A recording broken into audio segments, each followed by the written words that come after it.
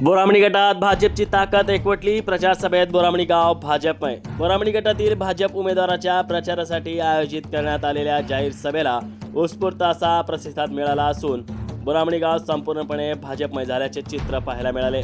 बोरामणी गटातील भाजप उमेदवाराच्या प्रचारासाठी आयोजित करण्यात आलेल्या जाहीर सभेत नागरिकांनी मोठ्या संख्येने उपस्थिती लावली. या सभेत आमदार सचिन कल्याण शेट्टी यांनी जोरदार भाषण करत विरोधकावर टीका केली आणि भाजप सरकारच्या विकासाचा पाडा वाचला.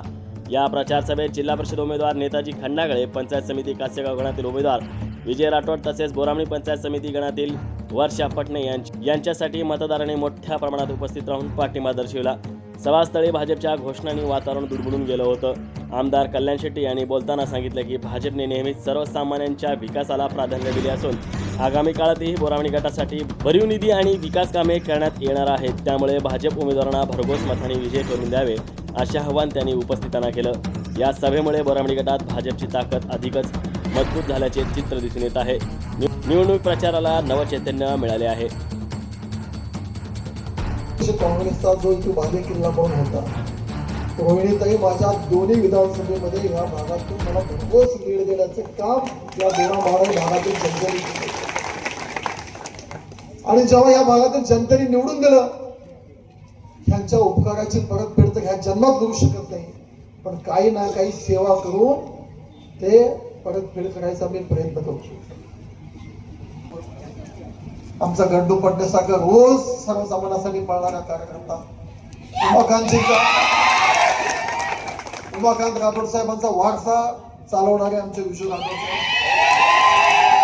तर तुम्हाला कोणाला माहिती नाही, उमाकांत राठोड साहेब आजारी असताना आमच्या अक्रोडचे मोतीराम राठोड साहेबांना सांगितले होते. मी परवा बोललो विजू राठोडला, खरं तर तुम्ही नेते भाजपमध्ये यायला उशीर केले, कारण उमाकांतजी जेव्हा शेवट आजारी होते तेव्हा आमच्या मोतीराम राठोडला सांगितले होते की मोतीराम, त्या काँग्रेसचे लोक आमच्या विजूला जमू देणार नाही.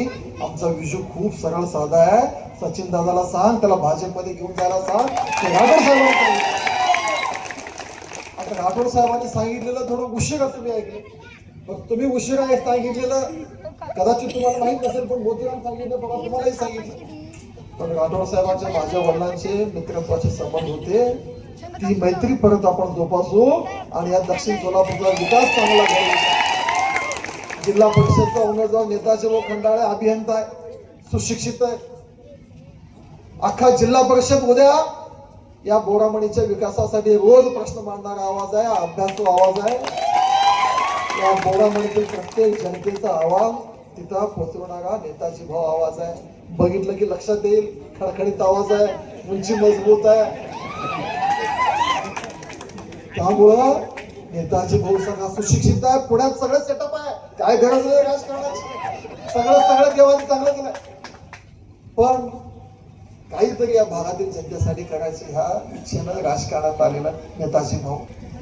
कबीरांचा दोहा आहे, त्यात सांगितलंय की जिंदगी की रफ्तार, चल कबीर तू गालिबांचा शेर आहे.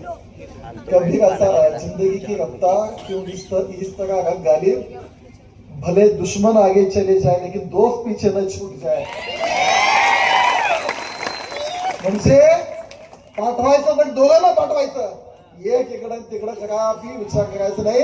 ही भारतीय जनता पार्टी आहे, ही पक्षावर प्रेम करणारी पार्टी आहे. आपण सगळेजण उद्याच्या 7 तारखेला कमळ चिन्हावर बटन दाबून नेताजी भाऊ असतील, विजू राठोड असतील, माझी भगिनी वर्षा पटणे असतील, या सगळ्यांना भरघोस मतांनी निवडून द्या ही विनंती करून माझे 2 शब्द थांबवतो. धन्यवाद. जय हिंद, जय भारत.